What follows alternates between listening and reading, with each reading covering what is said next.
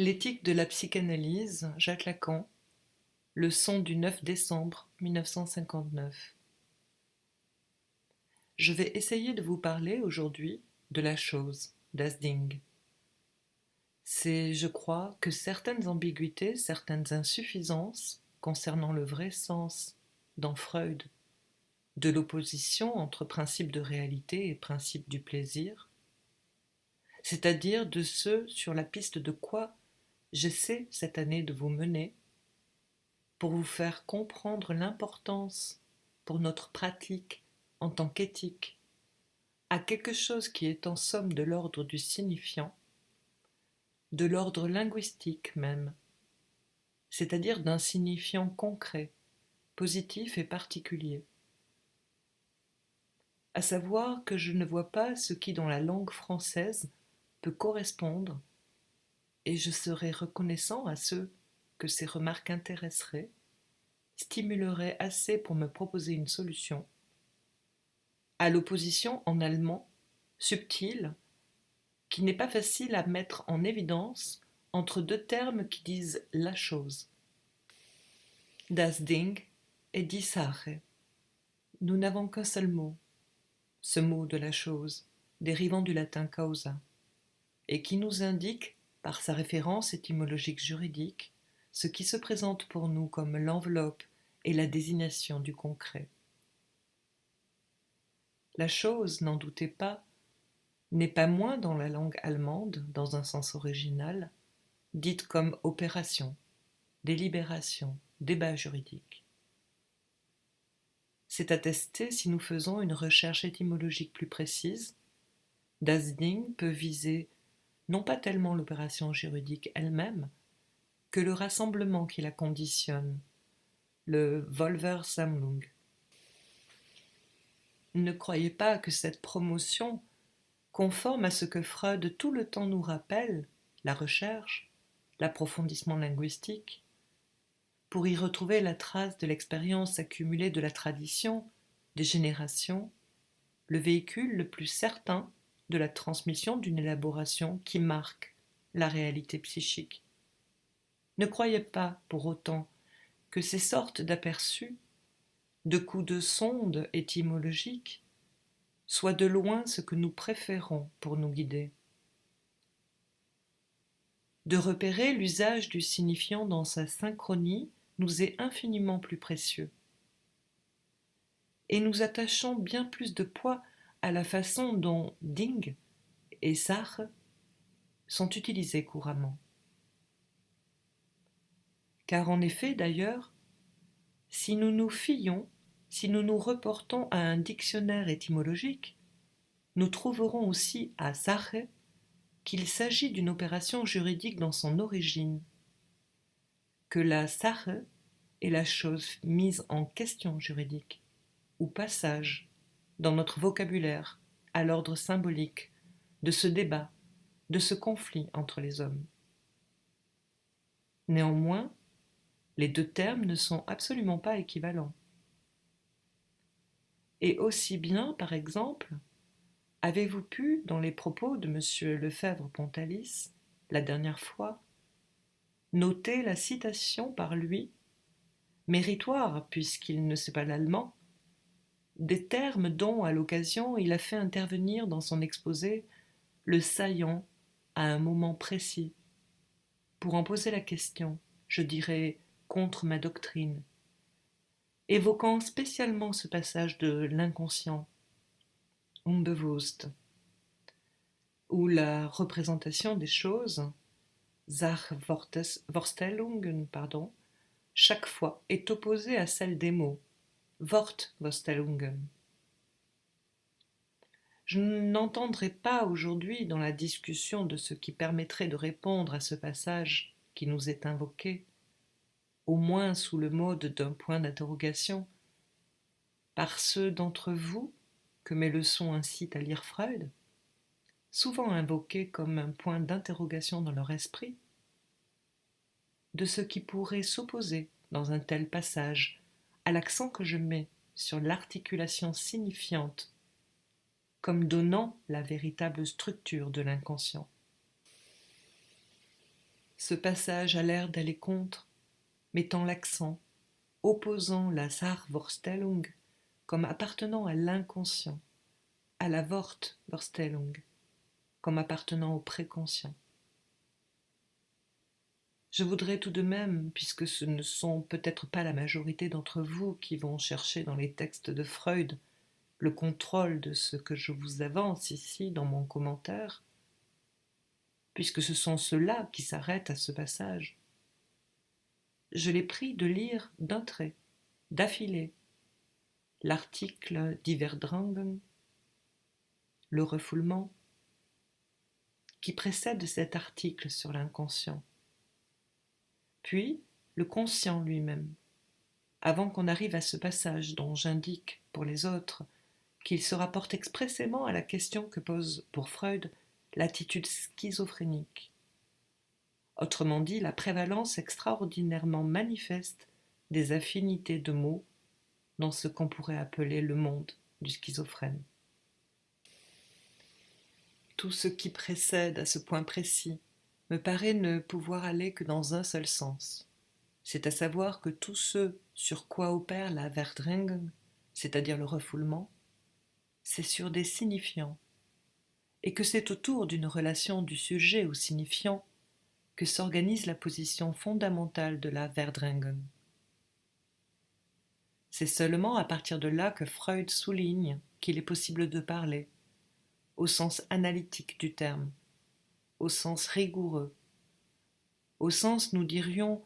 opérationnel, qu'ont ces mots, pour nous, d'inconscient et de conscient. Ensuite, Freud s'aperçoit que la position particulière du schizophrène nous met, d'une façon plus aiguë que dans toute autre forme névrotique, en présence du problème de la représentation.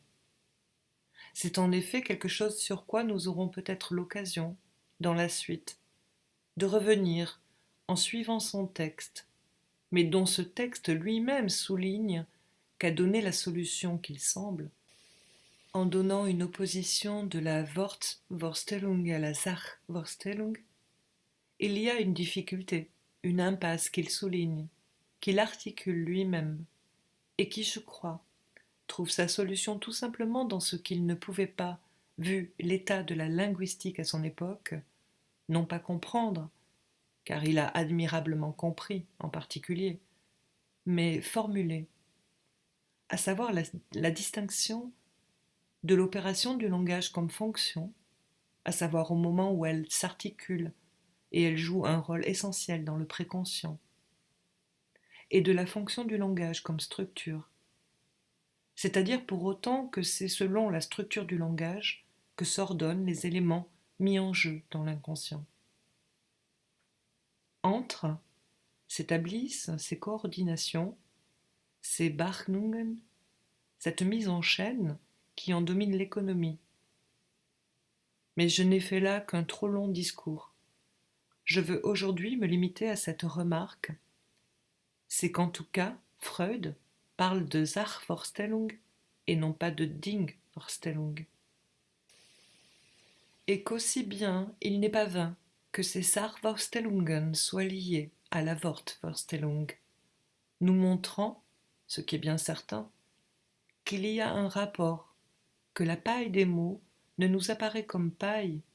que pour autant que nous en avons séparé le grain des choses, et que c'est d'abord cette paille qui a apporté ce grain. Je veux dire, ce qui est trop évident, je ne veux pas ici me mettre à élaborer une théorie de la connaissance, c'est que les choses du monde humain sont des choses d'un univers structuré en paroles, que le langage domine, que les processus symboliques gouvernent tout.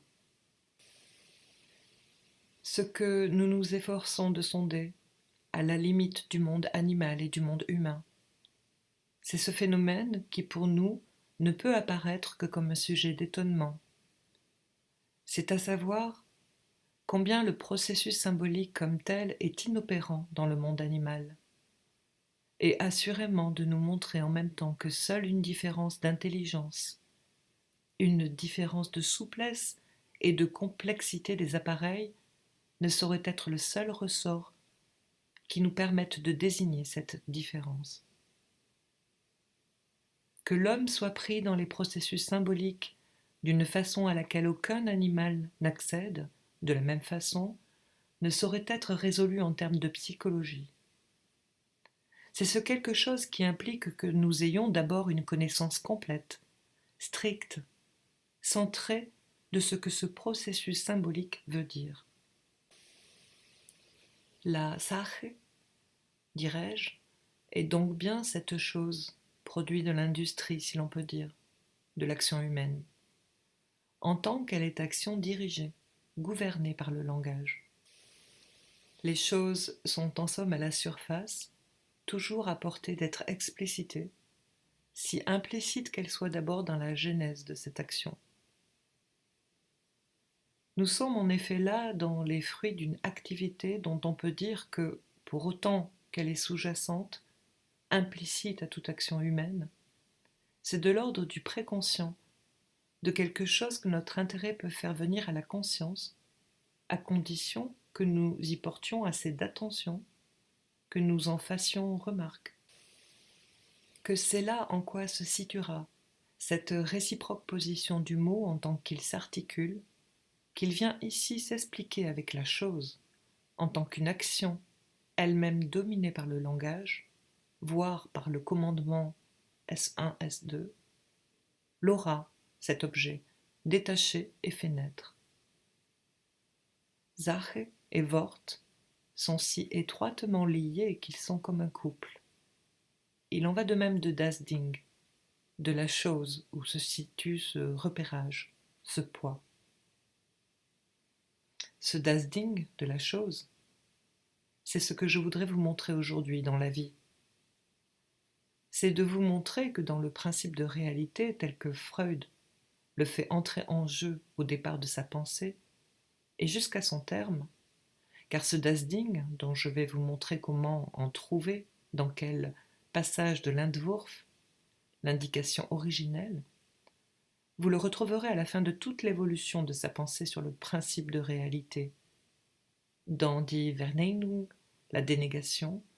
comme quelque chose, comme un point essentiel. Ce das Ding se situe ailleurs que dans la relation en quelque sorte réfléchie, pour autant qu'elle est explicitable, qui fait l'homme mettre en question ses mots comme se référant aux choses qu'ils ont pourtant créées. Il y a autre chose dans das Ding. Ce qu'il y a dans das Ding, c'est le secret véritable. Car il y a un secret de ce principe de réalité dans Freud, dont Pontalis vous a montré la dernière fois le paradoxe. Car s'il parle du principe de réalité, c'est en quelque sorte, comme l'a bien souligné Pontalis, par un certain côté pour nous le montrer, en somme, toujours tenu en échec, et n'aboutissant à se faire valoir qu'en quelque sorte sur la marge, et par une sorte de pression, dont on pourrait dire, si les choses n'allaient infiniment plus loin, que c'est celle que Freud appelle, non pas comme on le dit souvent fort mal, pour souligner le rôle du processus secondaire,